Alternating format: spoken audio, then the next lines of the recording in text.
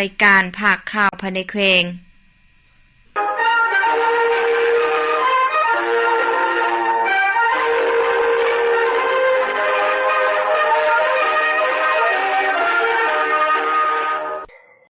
ท่านผู้ฟังที่เคารพต่อไปจะให้บรรดาท่านมารับฟังข่าวภายในแขวงที่มีหัวข้อข่าวพร้อมในดังต่อไปนี้ห้องประธานคณะกรรมการปกครองแขวงพงศลีผู้ชี้นำเวียกงานวัฒนธรรมสังคมแขวงลงชี้นำเวียกงานสาธารณสุขแขวงในตอนเช้าของวันที่20มังกร2026นี้ที่ห้องประชุมของแผนกศึกษาธิการและกีฬาแขวงพงศลีท่านอุคำตุลพันธ์กรรมการประจำพรรคแขวงห้องประธานคณะกรรมการปกครองแขวงผู้ชี้นำเวียกงานของเขตวัฒนธรรมสังคมขั้นแขวงได้ลงขึ้นไว้และชี้นำเวียกงานสาธารณสุขแขวงพงศลีโดยได้รับการต้อนรับจากท่านดร.ไสนุภาพสุจันทร์กรรมการพรรคแขวงหัวหน้าแผนกสาธารณสุขแขวง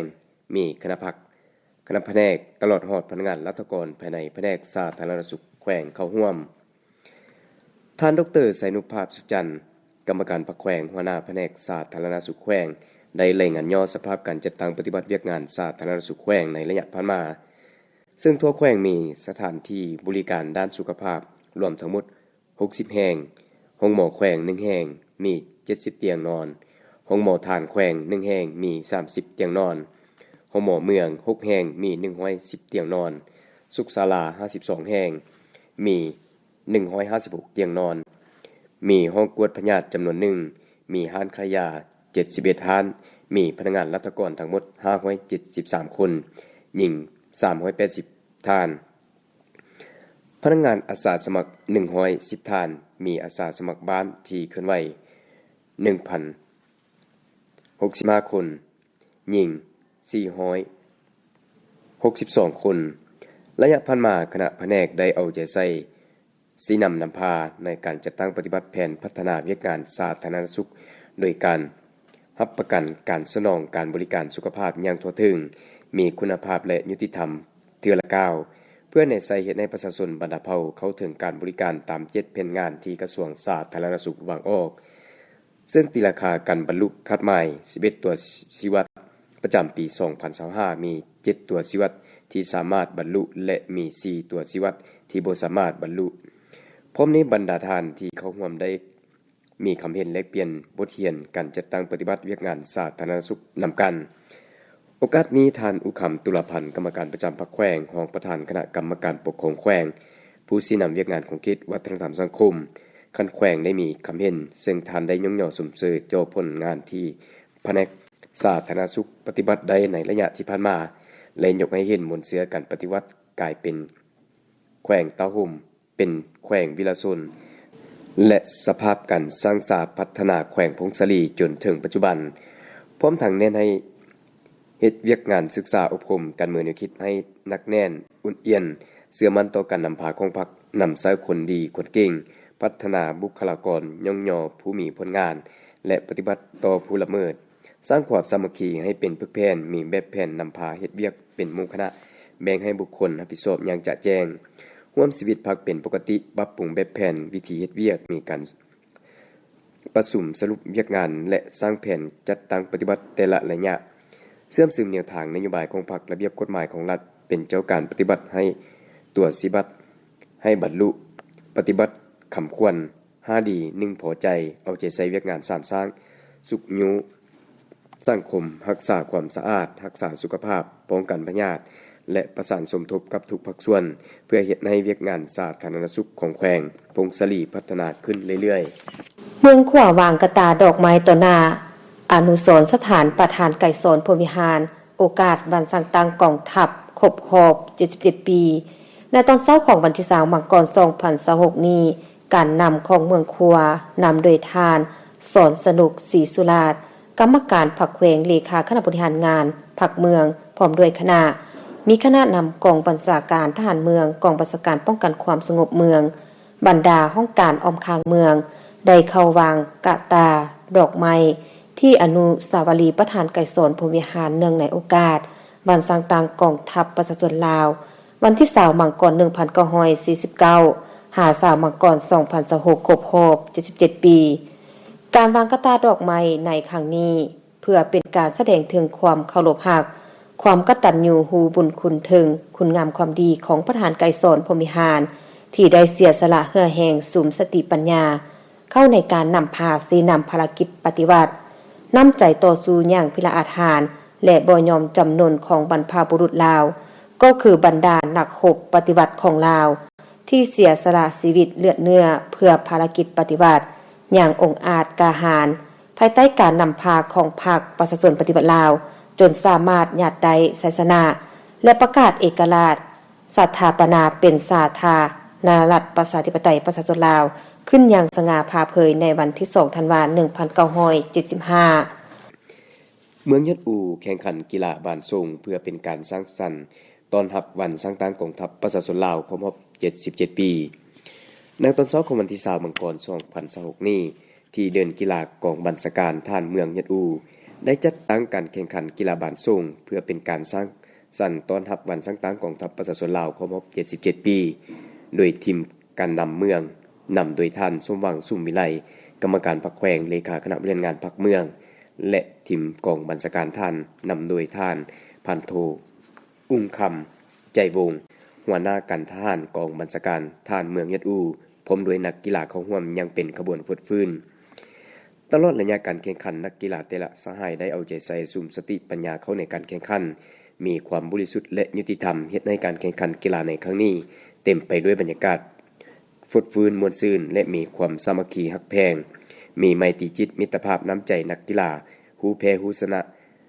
ฮู้ให้อภัยซึ่งกันและกันรักษาความปลอดภัยห้อยส่วนห้อย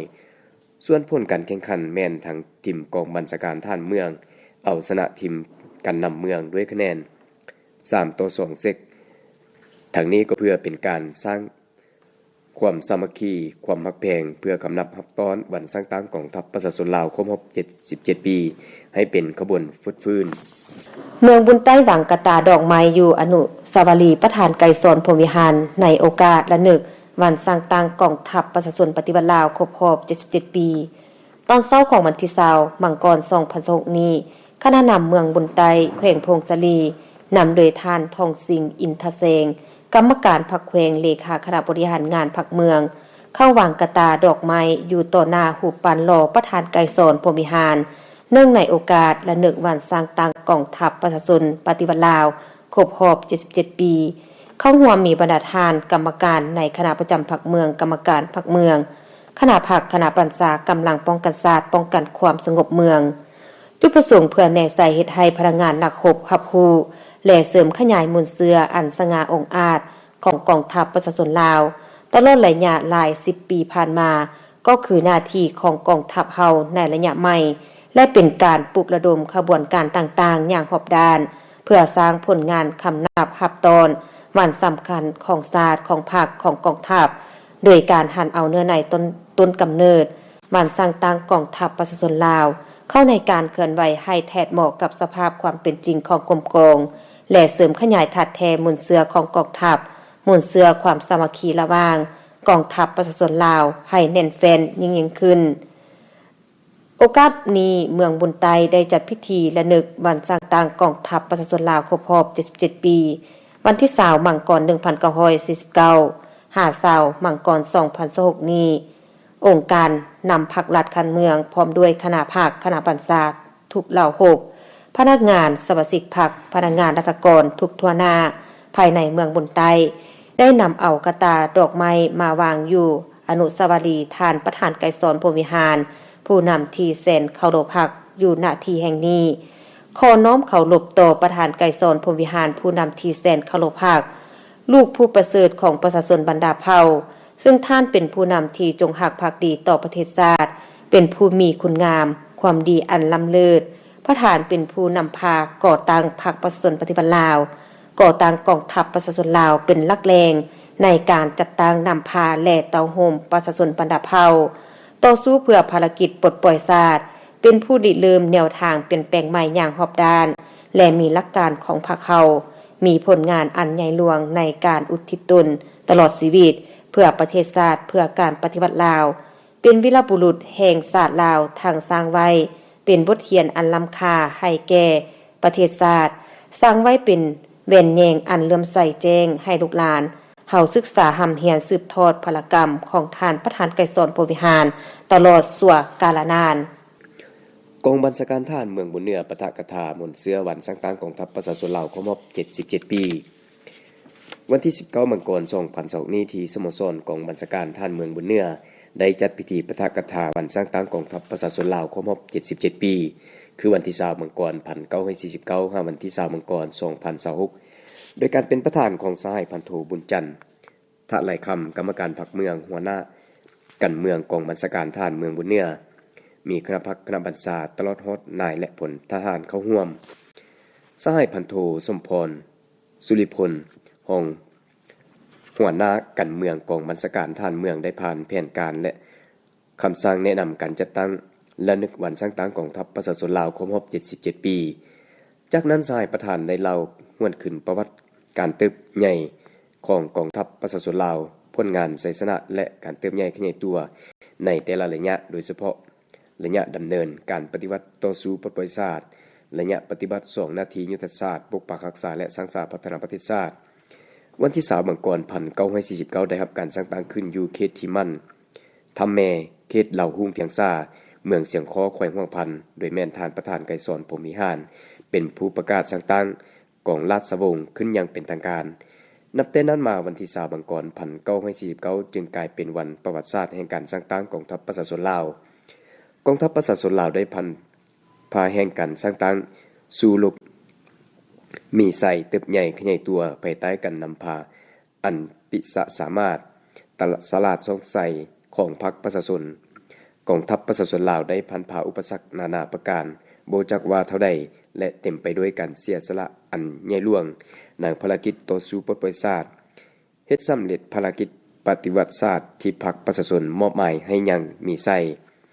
ตลอดระยะเวลาแห่งการกำเนิดสู่รบมีใส่เติบใหญ่ขยายตัว77 ปีผ่านมากองทัพประชาชนลาวพวกเขาได้เฮ็ดสำเร็จภารกิจอันยิ่งใหญ่สร้างผลงานดีเด่นและวีรกรรมอันล้ำเลิศไว้ในประวัติศาสตร์อย่างสมเกียรติกองทัพยามใดก็นำหน้าทุกเวียกงานเด็ดเดียวพันพาอุปสรรคเฮ็ดสำเร็จหน้าที่ตีเอาชนะศัตรูทุกตัวสมแล้วที่เป็นกำลังแกนสร้างที่เข้มแข็งของการปฏิวัติเป็นเครื่องมืออันแหลมคมของพรรคและของกองทัพวีรชนของชาติลาวโอกาสนี้สายพันโทบุญจันทร์ทะไหลคำประธานพิธียังได้เน้นหนักให้นายและผลทานจงสืบต่อเพิ่มทวีความรับผิดชอบต่อหน้าที่การเมืองของตนปรับปรุงแบบแผนวิธีเฮ็ดเวียกพร้อมกันเสริมซึมบรรดามติต่างๆของพรรครัฐเป็นแบบอย่างนำหน้าให้แก่มหาชนในทุกกระบวนการเวียกงานมีคุณทัศน์การเมืองหนักแน่นมีแบบแผนวิธีเฮ็ดเวียกให้ทันสมัยกองบัญชาการทหารเมืองขวบปะทะกะทาวันสร้างตั้งกองทัพประชาชนลาวครบรอบ77 ปีวันที่20มังกร2026นี้กองบัญชาการทหารเมืองขวบแขวงพงศลีได้จัดตั้งพิธีปะทะกะทาวันสร้างตั้งกองทัพประชาชนลาวครบรอบ77 ปีโดยการเป็นประธานและปะทะกะทาของทานสอนสนุกศรีสุราษฎร์กรรมการพรรคแขวงเลขาพรรคเมืองมีทานพันโทพรคำดาวประเสริฐหัวหน้าการเมืองกองบัญชาการทหารเมืองมีบรรณาธิการกรรมการประจำพรรคเมืองกรรมการพรรคเมืองหัวหน้าห้องการคณะพรรคคณะบัญชาพนักงานราชการตลอดฮอดพนักงานนักโขบเข้าร่วมในวิธีทานพันโทอ่อนคำดาวประเสริฐได้ขึ้นผ่านประวัติการเคลื่อนไหวของกองบัญชาการทหารเมืองครัวและผ่านบทสรุปการเคลื่อนไหวจัดตั้งปฏิบัติเวียกงานรอบด้านประจำปี2025จากนั้นทานคำไลสุทธิพรประธานคณะกรรมการปกครองเมืองได้ปะทะกะทาวันศาสตร์สาธาลานารัฐกูบาครบรอบ67 ปี1มังกร1959หา1มังกร2026โอกาสนิทานสอนสนุกศรีสุราษฎร์เลขาพรรคเมืองได้ยกให้เห็นถึงประวัติหมุนเสือการกำเนิดเติบใหญ่ขยายตัวการต่อสู้กู้ชาติของกองทัพประชาชนลาวตลอดระยะ77 ปีผ่านมากองทัพประชาชนลาวท่ามกลางประเทศชาติทึกจักรพรรดิต่างดาวเข้ามาหุกหานครอบครองโดยภายใต้การนำพาของพรรคประชาชนลาวบรรดาเผ่าได้ลุกฮือขึ้นต่อสู้ต้านการหุกหานในทั่วประเทศกองทัพลาวอิสระได้รับการประกาศสร้างตั้งขึ้นโดยใต้การนำพาของประธานไกรสอนพรหมวิหารเป็นผู้ประกาศสร้างตั้งและชี้นำบรรดาโดยกง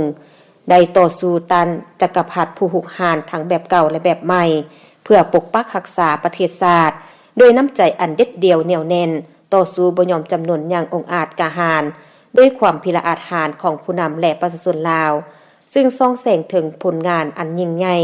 และคุณสมบัติศีลธรรมปฏิบัติอันผ่องใสความเฉลียวฉลาดที่มีไหวพริบที่คล่องแคล่วมีความมานะอดทนเด็ดเดี่ยวเข้มแข็งมีเหตุผลเฮ็ดแท้ทำจริงมีความกล้าหาญและความเสียสละอันสูงส่งกับภารกิจต่อสู้ปลดปล่อยชาติของบรรดาทานผู้นำที่แสนเคารพรักของปวงชนลาวทั้งชาติซึ่งยามใดพวกเพิ่นก็ได้ยกสูงผลประโยชน์ส่วนรวมของชาติของประชาชนหลายกว่าผลประโยชน์ส่วนตัวและครอบครัวมีน้ำใจหักชาติหักระบอบใหม่อันดุดดื่มและองอาจกาหาญต่อสู้บ่ยอมจำนนยอมเสียสละเพื่อประเทศชาติเพื่อประชาชนโดยนำพาประชาชนลาวบรรดาเผ่าต่อสู้กับพวกศัตรูผู้มาหุกหาญอย่างบ่ยอมจำนนสามารถข้ามผ่านอุปสรรคนานาประการอย่างละเอียดละเอียวจนสามารถญาติเอาไสสนะอันยิ่งใหญ่ญาติได้เอกราชนำเอาความอุดมสมบูรณ์คุณสุขมาสู่ประเทศชาติลาวเฮาอย่างสง่าผ่าเผยขึ้นในวันที่2ธันวาคม1975การจัดปาฐกถาในครั้งนี้เพื่อแน่ใส่ศึกษาพรมการเมืองแนวคิดให้พนักงานทั่วกรมกองให้รับรู้เสื่อมซึมกำแน่นอย่างลึกซึ้งเกี่ยวกับธาตุแท้มุนเสื้อคุณสมบัติศีลธรรมปฏิบัติคุณงามความดีของกองทัพประชาชนลาวก็คือบรรดาผู้นำปฏิบัติที่แสนเคารพรักของปวงชนลาวทั้งชาติเพื่อเป็นบทเรียนในการฝึกฝนหล่อหลอมตนเองให้มีความก้าวหน้ามีผลงานอันใหม่และสร้างให้กรมกองมีความเข้มแข็งหนักแน่นเป็นก้าวๆพร้อมทั้งกำแน่นทางด้านเนื้อในจิตใจได้อย่างลึกซึ้งเพื่อพร้อมกันนำเอามนต์เสื้ออันดีงามของกองทัพประชาชนลาวนำไปจัดตั้งปฏิบัติเข้าในหน้าที่เวียกงานตัวจริงของกรมกองให้เกิดดอกออกผลขึ้นทละก้าวเมื่อใต้ปาฐกถาเราหมุนเสื้อวันสร้างตั้งกองทัพประชาชนลาวครบรอบ77ปีในตอนเช้าของวันที่20 กันยายน 2026นี้ที่สโมสรใหญ่ของเมืองบุญใต้แขวงพงศาลีได้จัดพิธีปาฐกถาเราหมุนเสื้อวันสร้างตั้งกองทัพประชาชนลาวครบรอบ77ปีคือวันที่20 กันยายน 1949วันที่20 กันยายน 2026โดยการเป็นประธานของท่านทองสิ่งอินทแสงกรรมการพรรคแขวงเลขาคณะบริหารงานพรรคเมืองบุญใต้เข้าร่วมมีบรรดาท่านของเลขาพรรคเมืองคณะประจำพรรคเมืองกรรมการพรรคเมืองเลขาคณะพรรคฮักฐานกลุ่มภายในเมืองคณะพรรคคณะบรรษาส่องกำลังป้องกันชาติป้องกันความสงบนายและพลทหารนายและพลตำรวจตลอดฮอดพนักงานลักแรงเข้าร่วมท่านทองสิ่งอินทแสงกรรมการพรรคแขวงเลขาคณะบริหารงานพรรคเมืองบุญใต้ได้เล่าขึ้นบนเสื้อประวัติศาสตร์ทัดแท้ต้นกำเนิดของวันสร้างตั้งกองทัพประชาชนลาวซึ่งได้ให้รู้ว่ากองทัพประชาชนลาวได้รับการสร้างตั้งขึ้นในวันที่20 กันยายน ปี 1949 ที่ถ้ำแม่ตาแสงเพียงสาเมืองเสียงเคาะแขวงหัวพันท่านไกรสอนพรหมวิหารประกาศสร้างตั้งกองราชวงศ์ขึ้นอย่างเป็นทางการเป็นผู้บัญชาโดยโกงภายใต้การชี้นำนำพาของพรรคที่มีแนวทางการเมืองและการทหารอันถูกต้องและประดิษฐ์สร้างกองทัพประชาชนลาวได้เติบใหญ่เข้มแข็งและก้าวขึ้นยัดเอาไสชนะอย่างเนื่องนิดเหลี่ยมติดยิงตียิงเติบใหญ่เข้มแข็งซึ่งแสดงออกแต่ละปี1976ปัจจุบันแม่นเป็นระยะการปฏิวัติ2นาทียุทธศาสตร์คือปกปักรักษาและสร้างสรรค์พัฒนาประเทศชาติภายใต้การนำพาอันแท้ถึงของพรรคคอมมิวนิสต์อินโดจีนประจำแคว้นลาวได้จัดกองประชุมโดยเอาสถานที่กองราชวงศ์เป็นบ่อนประชุมและได้ประกาศสร้างตั้งกองทัพอิสระอย่างเป็นทางการโดยแม่นท่านไกรสอนพรหมวิหารเป็นผู้ประกาศสร้างตั้งนับแต่นั้นมาวันที่20 กันยายน 1949จึงกลายเป็นประวัติศาสตร์แห่งการสร้างตั้งกองทัพประชาชนลาว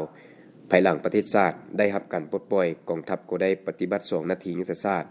ปกปักรักษาและพัฒนาประเทศชาติสืบต่อเสริมขยายทัดแท้หมุนเสื้อของกองทัพปรับปรุงก่อสร้างกำลังอบรมพัดแอกปรับปรุงระเบียบแบบแผนเฮ็ดให้กองทัพนับมือเติบใหญ่เข้มแข็งขึ้นเทื่อละก้าวจากนั้นท่านอุ่นแปงธรรมโนไสรองเลขาพรรคเมืองประธานกวดกาพรรคลาดเมืองผู้ชี้นำเวียกงานพรรคพนักงานได้เล่าขึ้นประวัติหมุนเสื้อวันชาติสาธารณรัฐกูบาครบรอบ67ปีซึ่งท่านได้กล่าวว่ากูบาเป็นประเทศหนึ่งที่ตั้งอยู่เขตอัลเม็กซิก และหมู่เกาะในทะเลอเมริกลิดทวีปอเมริกาซึ่งห่างจากสหรัฐอเมริกาเพียง90 ไมล์เท่านั้นมีเนื้อที่101กิโลเมตรพลเมือง 11,400,000 คนประชาชนกูบาเคยมีมนต์เสื้อพิละอัฐานในการต่อสู้ปลดปล่อยตนเองออกจากเอกภพของจักรพรรดิละเมืองขึ้นกูบาเคยเป็นหัวเมืองขึ้นของเอสปายโยนเกือบ400 ปีประชาชนกูบาได้กำเนิดการต่อสู้อย่างเนื่องนิดเรียนติดโดยการนำพาของท่านโฮเซมาร์ตีและท่านอังโตเนโอมาเซโอแต่บ่ได้รับผลสำเร็จในวันที่17 เมษายนเพราะกลุ่มทหารรับจ้างจักรพรรดิได้โจมตีเข้าทางตอนใต้ของกูบาทึกกองทัพปฏิวัติและประชาชนกูบาตีต้านอย่างแข็งแรงการต่อสู้ดุเดือดได้ดำเนินไปเป็นเวลา72 ชั่วโมงทหารรับจ้างจักรพรรดิได้ทึกปราศัยและยอมจำนวนอยู่หัดทะเลฮีฮงกองทหารคุณรับจ้างทึกจับเป็นสลิดสึกกว่า 1,200 คน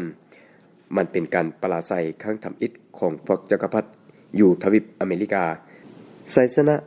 ฮีฮงบ่เพียงแต่มีความสำคัญสำหรับประวัติศาสตร์ของกูบาเท่านั้นฮักยังเป็นการปลุกระดมและให้กำลังใจ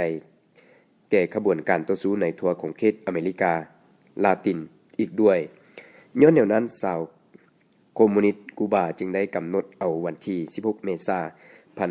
1961เป็นวันสังตั้งพรรคคอมมิวนิสต์กูบาและกลายเป็นวันที่โศกกูบาประกาศ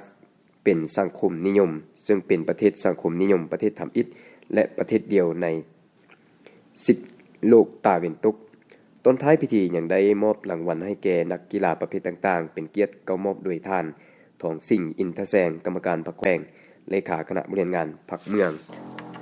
องค์การจัดตั้งมหาสวนเมืองยอดอูเข้าอวยพรคณะพรรคคณะบรรษากองบัญชาการทหารเมืองเนื่องในโอกาสวันสังตั้งกองทัพประชาชนลาวครบรอบ77 ปีในตอนเช้าของวันที่20มังกร2026นี้องค์การจัดตั้งมหาสวนเมืองยอดอูแขวงพงศลีนำโดยท่านสมบุญอินใจ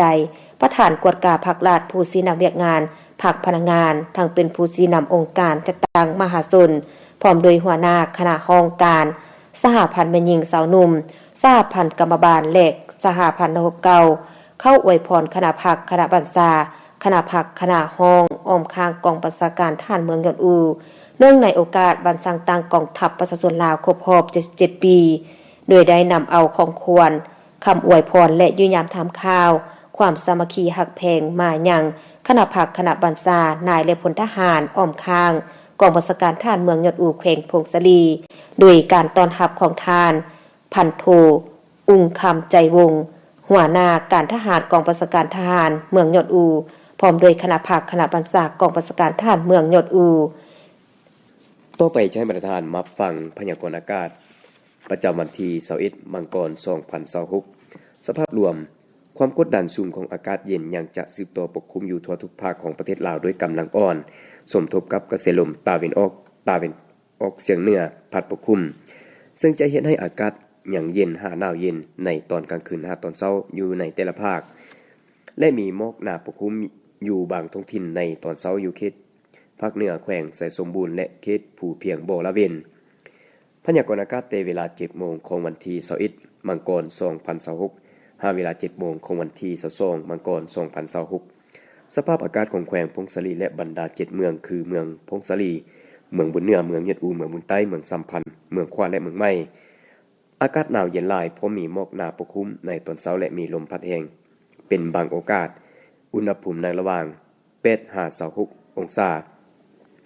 รายงานสภาพอุณหภูมิและปริมาณน้ำฝน24ชั่วโมง7เมืองทั่วแขวงพงศลี